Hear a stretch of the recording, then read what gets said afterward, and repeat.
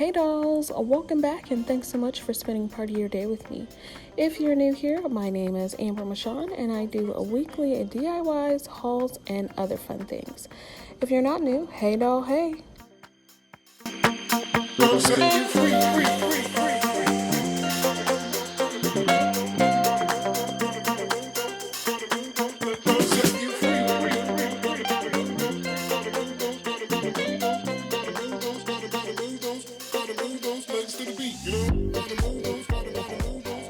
Today I'm going to be sharing with you how I played around with Dollar Tree's Windmill and some different shapes and colors of wood beads.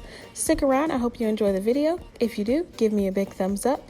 And if you haven't already, make sure you're subscribed. Alright dolls, let's get started. So first up, I am taking this Windmill welcome hanging decor piece from Dollar Tree. I went ahead and started to take off the actual windmill pieces. And the way I did this is the metal it's strong, but it's kind of flimsy as well, where you can just kind of bend it back and forth. I would recommend using a cutting tool if you have it. I didn't have one on hand that would cut through this and not tear it up. So I ended up having to actually keep bending it back and forth, and it still gave me a hole in the side where it was attached to the round wire piece. So, I mean, it happened. I would recommend a tool. The tool that I'm using right here to take off the actual windmill blades is actually what I tried to use, and I successfully used it for a couple, but it didn't work for all of them. So once I have those apart, I'm going to set them aside, and then I'm using this bead tray that I got from Walmart a couple months ago, and my Dollar Tree doesn't have beads like this, and I haven't ordered any off of Amazon. Well, I didn't at the time. So I'm using these, and I'm using these different colors. I separated them out. They're different colors, shapes, sizes, and have different forms. Like some have ridges on them. So I went ahead and cut this wire piece and put those beads on. Then to close it up, I am using some floral tape to go ahead and wrap around to get it all closed up. And I did it from bead to bead, so the end bead to the other end bead. Then I'm trying to decide what kind of florals I want to put on here, what kind of greenery. I really like this ribbon that Dollar Tree has. It's called New Farmhouse ribbon. So I picked that up and I really like it. So I'm trying to figure out if I can incorporate it. Now, originally when I did this, I put these boxwood sprigs on here. They're glitter sprigs. I got these from Walmart during Christmas time. And I put 4 on there, just hot glued them to the bottom where the floral tape is. And then I'm going to go ahead and put these white little flowers on. I thought I really liked them, and actually now that I'm looking back on it, I kind of did, but I really wanted to put a ribbon bow on here, so that's what I'm doing. I took off those little white flowers and put the ribbon on, and I actually really like it. Went ahead and also put a piece of the ribbon up top to hang it.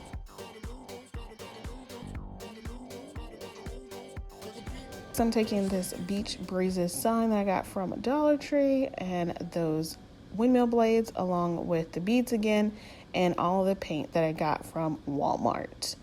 I am going to paint the back side of this in ivory and just cover it all around. I think I just did 1 coat. I don't think I did 2 coats on it.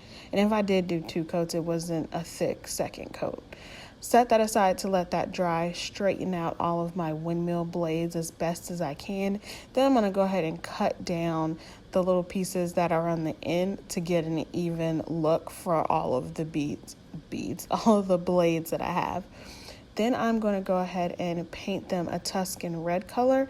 I was looking for a kind of rustic weathered kind of look, I guess. I'm not really sure, but I put those set aside. I just like the color, so I wanted to use it. When I put those aside to dry, I took the circular sign and went ahead and dry brushed around with this white color. This is Snow White from Apple Barrel, and I just did it in a circular motion, just where the shape of the sign, and just randomly did it around. I just kind of wanted it to look, I guess, like I don't really don't know, maybe like a moon or something. No, not a moon.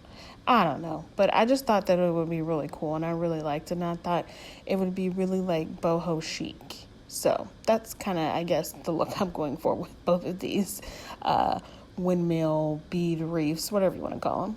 Then I'm using this gray color. I'm not really sure what it's called, but I think it's elephant gray, yeah. And then I'm dry brushing that on top of the red windmill blades.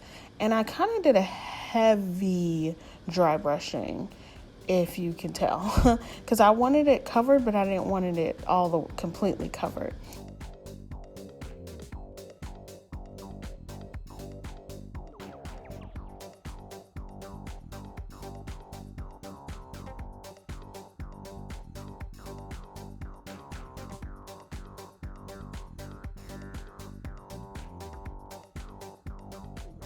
After those were painted to my liking, I went ahead and assembled them on my sign how I like them. It's pretty easy. All you have to do is just make sure that they match up to the one that's across from them.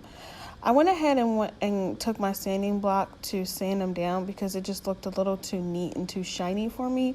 So I really just did the edges and a little bit in the middle to get some of the streaks so that the metal would show through just a tad bit. And then I just hot glued them down with my hot glue gun. Next, to make these windmill blades seem more connected, I went ahead and took that same gray color, and I'm just making some lines to kind of have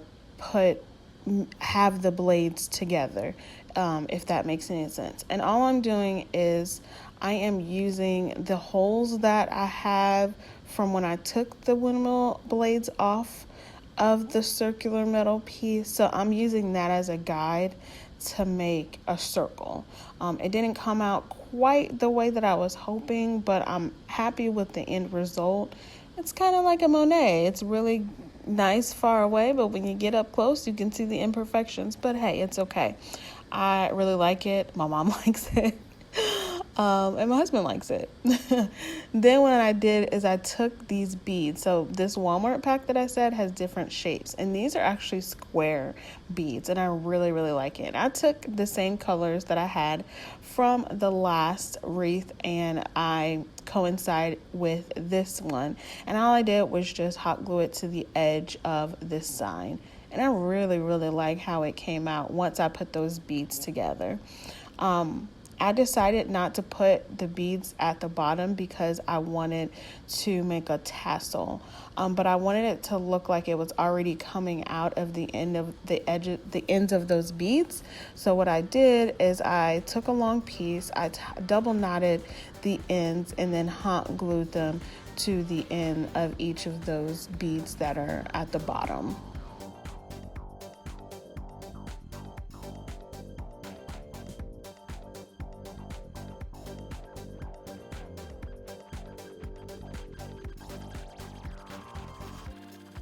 Then I took some beads. I took 3 beads and went ahead and put them in or on the twine. I put tape on the end of it so that way I can stick them in there a little bit easier. And then once I had that, I made a little tassel. I used the top of the bead tray to make a larger tassel since it's a larger sign. I wrapped it around probably about maybe 15 or 20 times.